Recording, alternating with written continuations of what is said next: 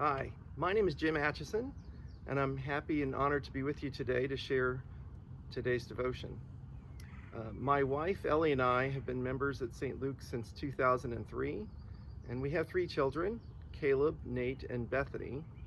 And the story I'm going to share with you today is a Holy Week story, and it's also the origin of the name we chose for our daughter. It's the story of Mary of Bethany. And I'm just going to start by reading. 6 days before Passover, Jesus entered Bethany, where Lazarus, so recently raised from the dead, was living. Lazarus and his sisters invited Jesus to dinner at their home. Martha served. Lazarus was one of those sitting at the table with them. Mary came in with a jar of very expensive aromatic oils, anointed and massaged Jesus' feet, and then wiped them with her hair. The fragrance of the oils filled the house. Judas Iscariot, one of the disciples, even then getting ready to betray him, said, "Why wasn't this oil sold and the money given to the poor? It would have easily brought 300 silver pieces." He said this not because he cared 2 cents about the poor, but because he was a thief. He was in charge of their common funds, but also embezzled them. Jesus said, "Let her alone. She's anticipating and honoring the day of my burial.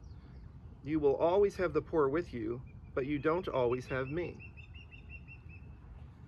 So I think about this story during this Holy Week, and I mean that this Holy Week. We're in such a dark, unusual time that it's so easy to just get frustrated and distraught and upset.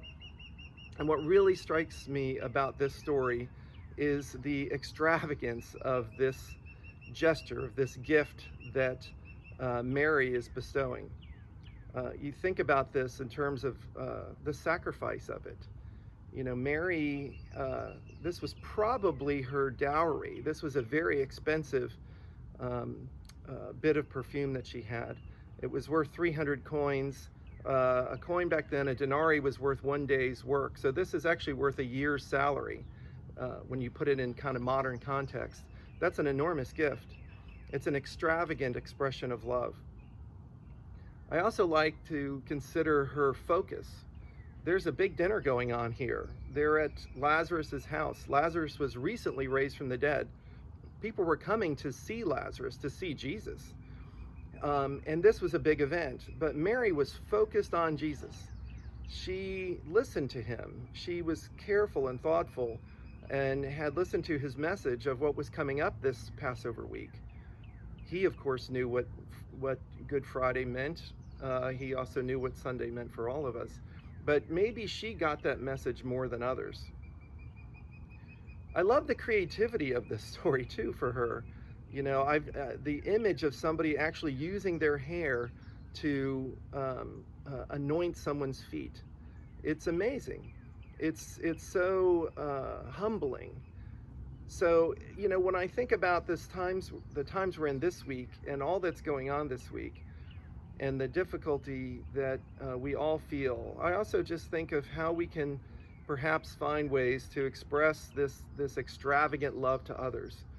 Maybe it's to first responders. Maybe it's to family. Maybe it's to friends. Maybe there's a way to help somebody through financial means. Maybe it's your creativity, like Mary using her hair. But whatever it might be, I encourage you and all of us to look for ways to demonstrate love to one another. That's maybe the most important thing we can do this week, in this important Holy Week. And I really applaud Mary, and I love this story of her demonstrating this love for others. Thank you for joining me here today, and have a great Holy Week.